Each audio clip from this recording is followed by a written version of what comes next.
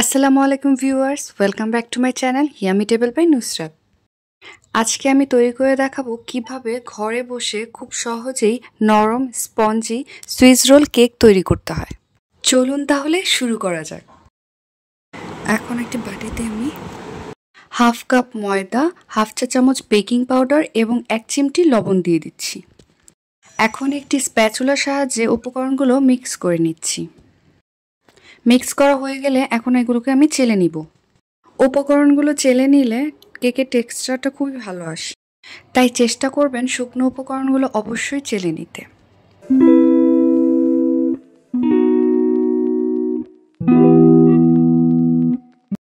উপকরণগুলো চেলে নেওয়ার পর একটা সাইডে রেখে দিচ্ছি। এখন একটি বাটিতে একটি লিকুইড মিক্সচার তৈরি করব। তার জন্য এখানে 1 টেবিল চামচ তেল, 1 টেবিল চামচ পানি এবং হাফ চা চামচ ভ্যানিলা এসেন্স দিয়ে দিব। এগুলোকে ভালোভাবে মিক্স করে নিচ্ছি।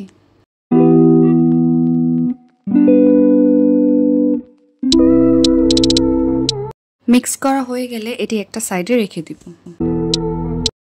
এখন রুম টেম্পারেচারে থাকা দুটো ডিম নিয়ে নিয়েছি। আমি ডিমের সাদা অংশ এবং কুসুম অংশ আলাদা করে রেখেছি। অবশ্যই ডিমের সাদা অংশটা আলাদাভাবে বিট করবেন। এখন বিটারের লো স্পিডে অর্থাৎ 1-এ রেখে আমি ডিমটা বিট করব। বিটারের স্পিড আমি প্রথম থেকে শেষ অবধি পর্যন্ত 1-এ রেখেই বিট করব।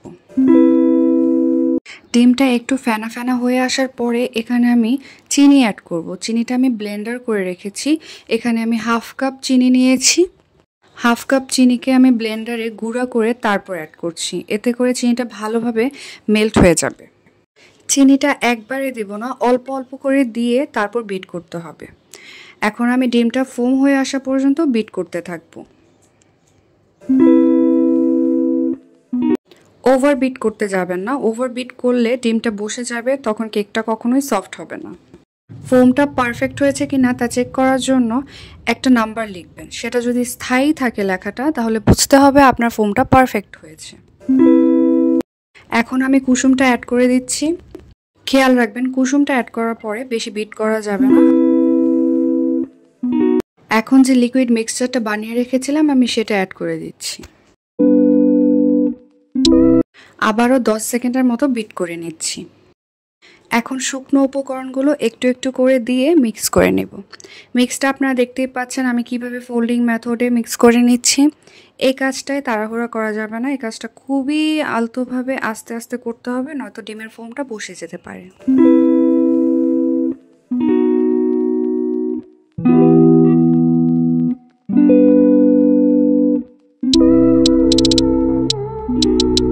এখন একটি স্প্যাচুলার সাহায্যে দেখে নেব শুকনো উপকরণগুলো ভালোভাবে মিক্স হয়েছে কিনা। আজকে যেহেতু আমি ফ্রাই প্যানে সুইস রোলটা তৈরি করব, তার জন্য আমি একটা ফ্রাই প্যান নিয়ে নিয়েছি। এটি চাইলে আপনারা মোল্ডে নিয়েও করতে পারবেন, তবে আজকে আমি মোল্ডে তৈরি করছি না, আজকে আমি ফ্রাই প্যানে তৈরি করব। তার জন্য ফ্রাই প্যানে একটু তেল ব্রাশ করে আমি ব্যাটারটি ঢেলে দিলাম। এখন এটি আমি চুলার মধ্যে বসিয়ে দিব। 15 থেকে 20 মিনিটের মতো বেক করলেই চলবে। 20 মিনিট পর ফিরে এলাম। আমি চুলা থেকে নামিয়ে এটি ডিমোল্ড করে নিয়েছি। কেকটা আমার হয়ে গিয়েছে। এখন আমি কেকটা ঠান্ডা হওয়ার জন্য রেখে দিব।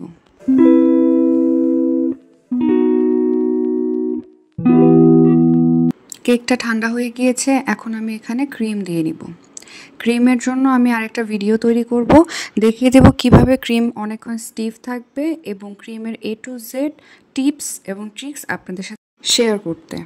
আমি চারদিকটা ক্রিম দিয়ে স্প্রেড করে নিচ্ছি এবং কেকের নিচে দেখুন আমি একটা বেকিং পেপার দিয়ে নিয়েছি, এতে করে আমার রোল করতে সুবিধা হবে। এই রোলটা খুবই সাবধানে করতে হবে। আপনার ভিডিও দেখে হয়তো বুঝতে পারছেন আমি কিভাবে ফোল্ড করছি, তাই এই কাজটা তাড়াহুড়া করে করা যাবে না। তাড়াহুড়ো করে করলে কেকটা ভেঙে যাওয়ার চান্স থাকতে পারে। আমি কেকটা ফোল্ড করে বেকিং পেপারটা সরিয়ে নিয়েছি। এই অবস্থায় আপনারা কেকটা ফ্রিজে রেখে দিবেন 2 থেকে 3 ঘন্টার জন্য সেট হতে। 2 থেকে 3 ঘন্টা পরে বের করে এটা ডেকোরেশন করবেন। আমি ডেকোরেশনের জন্য উপর থেকে কিছু আইসিং সুগার চেলে দিয়ে দিচ্ছি। আপনারা চাইলে উপর থেকে ক্রিম দিয়েও ডেকোরেশন করতে পারেন। ডেকোরেশন ফুলি আপনার উপর ডিপেন্ড করে আপনি কিভাবে ডেকোরেট করবেন। আমি এখন কেকটা আপনাদেরকে একটু কেটে দেখাচ্ছি যে কেকটা কতটা পারফেক্ট এবং সফট হয়েছে।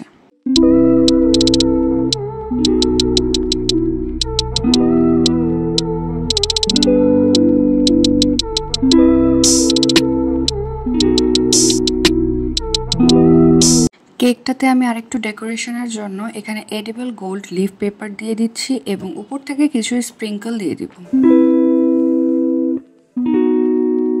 আশা করি সহজভাবে বোঝাতে পেরেছি এবং আমার রেসিপিটা আপনাদের কাছে ভালো লেগেছে।